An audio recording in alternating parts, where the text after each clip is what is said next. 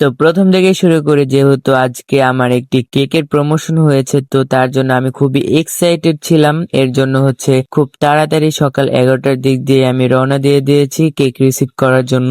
গাড়িতে যাইতেছি, খুব ভালোই লাগতেছে। তো লোকেশনে চলে আসার পরে কেকটি নিয়ে আমি সোজা বাসার উদ্দেশ্যে রওনা দিয়েছি। আর তারপরে সবাইকে বেলুন দিয়ে কাজে লাগিয়ে দিলাম। তারপরে ছাদে যেয়ে কেকের ভিডিওটা করে নিলাম। তো এই কেকটি আপনারা পেয়ে যাবেন কেক গ্যালারি ফেসবুক পেজ থেকে। তো এইখানে আমরা বেলুন দেখাচ্ছি, এই যে বেলুন গুলো ওরা ভালোই কাজ করে ফুলিয়েছে। তো পার্পেল কালার যেহেতু কেক, তার জন্য পার্পেল। আর দেখো ভাই, সঙ্গপঙ্গ সবাইকে নিয়েই আমি কেকটি কাটবো। আজকে অনেকজন পোলাপান ছিল, 1 পাউন্ডের কেকে প্রায় 16 জন পোলাপান ছিল। কিন্তু আমার ইচ্ছা ছিল আমি সবাইকে খাওয়াবো ইনশাল্লাহ। পরের বার এর থেকে বড় একটি কেক এনে আমি সবাইকেই অনেক মজা করে খাওয়াবো।